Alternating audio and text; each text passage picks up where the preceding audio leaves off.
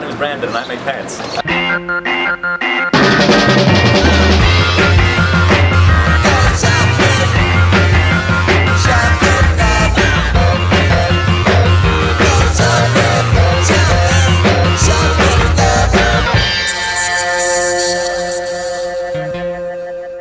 Hey everybody, this is your boy Nose415. Welcome to my review channel. Today I am doing a first interview with Brandon. And so the first question is, what brings you to Philly today? Well, we're doing this event here at P's and Q's. It's a denim fading event, and I'm going to give a little talk about pants, which are made out of 100% cotton. If you like pants. Do you often come to Philly, or is this like the first time you're here? No, I come to Philly every few months. You know, we sell to a couple stores here, and I don't know, I love you guys. You guys are awesome. Cool. Philly represent.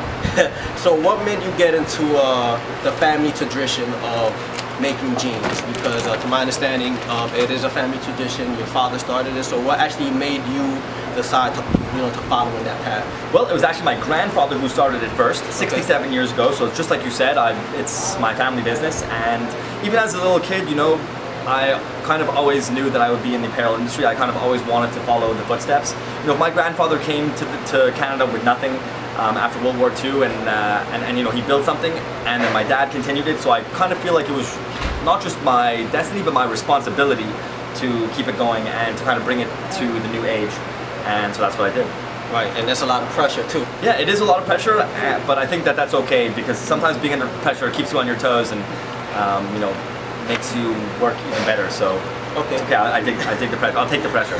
And what makes you, like, how do you come up with creative ideas like such as the glow-in-the-dark jeans, the heavy jeans, like the scratch and sniff? I mean, like, what actually like makes you sit down and say, well, I want to make a scratch and sniff jean that lasts for 3 or 4 washes? And how do you choose like a cherry?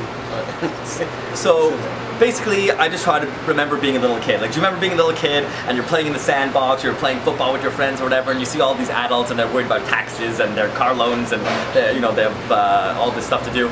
And you're just a little kid, you have the greatest imagination in the world, and you know that at that point you're never going to have a better imagination. So I just try to remember being a little kid. Like when I was a kid, I had glow-in-the-dark stickers on my ceiling, you know, on spaceships and all that stuff. So okay, so we're going to make glow-in-the-dark jeans. We had those little books with all the scratch and sniff stuff. Said, oh, screw it, we're going to make you know, scratch and sniff jeans. So just try to remember being a little kid and coming up with that stuff. And then you asked me how to come up with the scent. Right, exactly. Well, I mean, cause that's kind of interesting. I mean, there's a lot of scents. So it's like, what made you choose, like, you know, like cherry? Like, what made you do like a cherry scent? So 2 years ago we started and we did raspberry, and I thought that would be fun because it's kind of like gum.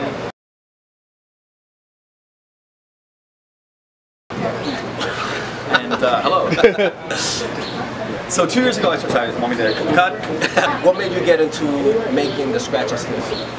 So I chose, well, scratch and sniff jeans we wanted to do because we thought it would be fun. Okay. And I chose raspberry specifically as a scent because I thought that, you know, it kind of smelled like candy, and I wanted something that would be fun and interesting, you know, and who doesn't like candy? Man, candy makes you smile, so we went with that. Right. Now we have mint on the market, and I thought, okay, that's kind of something that both boys and girls dig, is, you know, mint scent, like, you know, peppermint and gum and all that stuff. So yeah, we're mint scratch and sniff jeans. Okay, cool.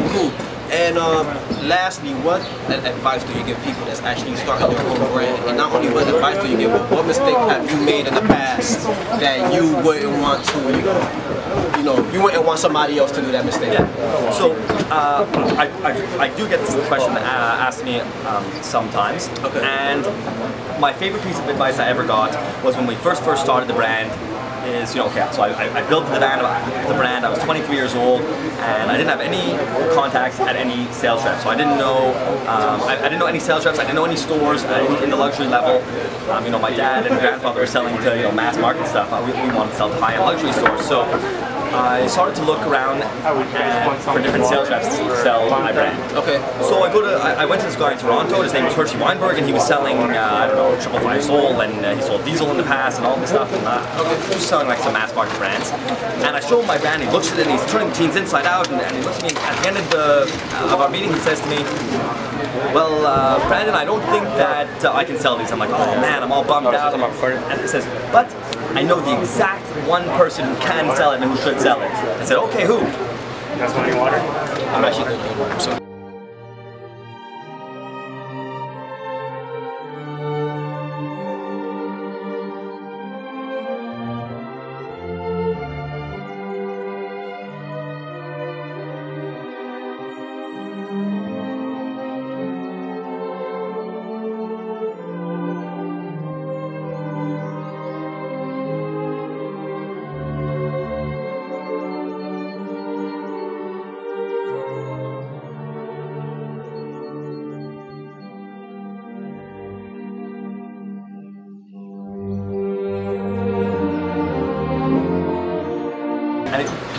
So I turned to him and I say, you know, hey, who's the guy that should sell it? He said, it's you. Okay. And I said, oh shit, you know, that makes sense. And it was the best piece of advice I ever got. And now, if you know, a young designer comes to me and says, okay, you know, what is the best piece of advice that you have for me? I'm starting off a brand. I said, I'm going to ask you 2 questions, and with the answers, you're going to know what to do. So I say, 1, who likes your brand more than you? They say, of course, nobody. I say, who knows more about your brand than you? They say, well, nobody. So then how can you let someone else sell it? You gotta sell the brand yourself. And that's my best advice. Unless you're some giant brand or giant company that comes out with a new brand and okay, we're gonna give it to 25 sales reps and this and that. But no, if you're an indie brand and you're just coming out, you gotta be the one to sell it. You have to have the passion and you gotta push it. You gotta hit the street and sell it yourself. Cool, that was some great advice. So thank you for checking out this review. If you ever want to buy your first pair of denim jeans, please come to P's and Q's. I will post the email right in the bottom of the screen. And